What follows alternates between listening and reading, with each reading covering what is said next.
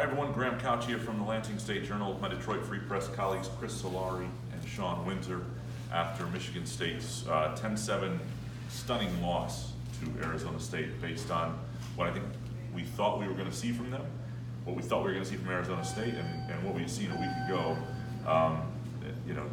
Raekwon Williams called it crushing and put it up there with some of the 3-9 season losses. This is up there. Yeah, I mean, it's reminiscent of that Illinois loss that year, where you saw a much inferior team win and Michigan State lose and not get beat. I don't think this was the case. Michigan State got beat. I mean, they had drives that were moving. They had penalties that sent them back. They missed field goals.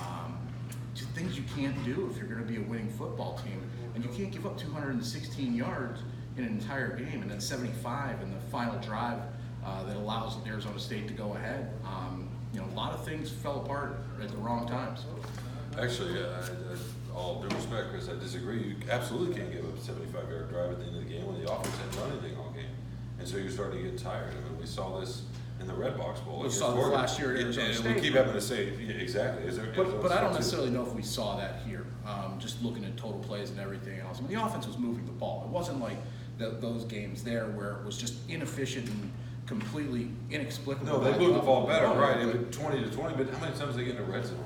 Other than the time there were, I will say that once or twice. The one thing that maybe was the hardest part is there were so many emotional swings for that defense.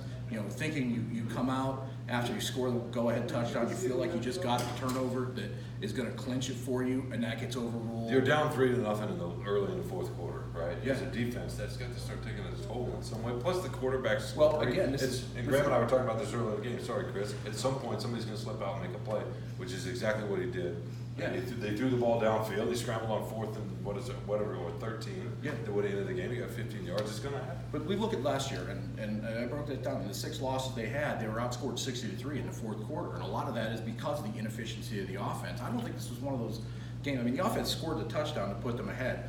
Let's take out the first 3 quarters, okay? The offense got them points when they needed it, and then the defense, whether it was for fatigue, whether it was emotion, whatever it was, it wasn't. That last drive was not a Michigan. There were discipline errors that I think when you see a 15-yard run like that, there's usually someone with a key there, and you didn't see that. But Jaden Daniels made a play too. That throw, that over-the-top throw was terrific. He recognized the defense there. He didn't help that Josh Butler fell. But yeah, he was really good. He was more poised than I expected, and this is his first road setting.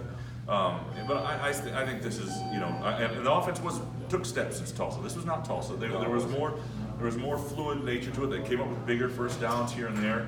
They, a few more explosive plays, and yet at the end of it, they still got 0 points going into the fourth quarter. Right, You're not getting anything. They were 0 for 1 in the red zone to that point. You're just, at a certain point, something's not clicking. They don't have the speed on the edge right now. I think it's a big issue for them. They don't have the speed that scares people on the edge, and they're gonna have to look, I think, at some of their younger players like they have a running back to maybe find that. Well, and that's the thing is, with Kevin Jarvis gets hurt, the third left tackle now, because no Cole Chewins, no Jarek Curry. Now Kevin Jarvis gets hurt and doesn't come back. Now you put Tyler Higbee out there. He started 3 games last year at left tackle, and that's a tough spot. I mean, you need that to protect the quarterback. You need that for that edge running that you want to get. That creates confusion at the end too. And then you got to also now wonder, okay, well, is Devontae Dobbs going to be a guy that can play right now? Why isn't he playing in this group when you got 3 left tackles already down? No, that's all fair. And the confusion at the end of the game, when they had too many guys in the field, had to do with you've had injuries on the offensive line, and they didn't know exactly, wait a sec, who's coming back in and that sort of stuff. And so that explains. I think some of that's on Mark Dantonio. There was a lot of indecision, and in that moment, that comes down to Mark Dantonio making that call. Do you kick it or do you go for the play? And it took him a few minutes or a few seconds in that 40-second play clock, and by the time they did get the team on the field, there were too many guys in the offensive line. I mean, that's communication issues right there. Well, it's not just that they ran them out, obviously, with not enough time.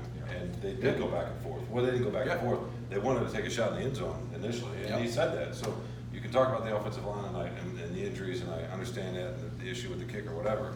And not knowing, I guess, he tried to talk about that too. But really, it was the indecisiveness. Indecisiveness. And that was what they spent an off season talking about, is trying to get the communication simpler, shorter, quicker. And it's something that he praised Brad Salem for that for the first 2 games, how quick and everything went down. And now when Dantonio's got it on his hands right there at the end of the game, it's juggling around. That can't happen. I just want to make one more small point.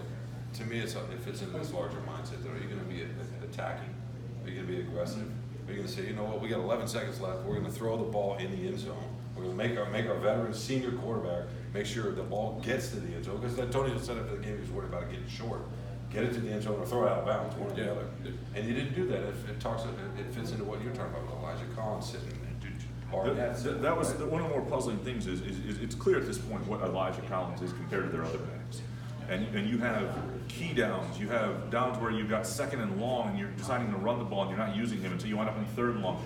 They have a 4th down where the play goes wide. You've got to make a guy miss, and he's not the guy with the ball. That stuff's got to be done. Yeah. Like it's got to be done now. That makes no sense whatsoever. Yeah, it looked last week like Ladarius Jefferson will be the short yardage back. Then they bring Connor Hayward in, and it's 3rd and short, and gets stopped again. You know, that's a revolving door right now. I mean, it looked like Hayward was the 3rd down back today. Also looked like they put him in on short yardage situations, which I don't think he looked that good in either. I don't think Jefferson looked that good. They both dropped screen passes out of the backfield. That doesn't help the offense either. And you know, those are things that, you know, were first game issues that needed to be corrected by this week. And I think, you know, for the people watching this, the people reading our stuff, there is a fatigue and a tiredness of seeing this offense for multiple years struggle and not having the same things. And it looked like they had turned a corner last week.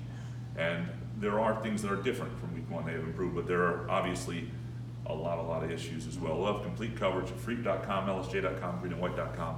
Thanks for watching.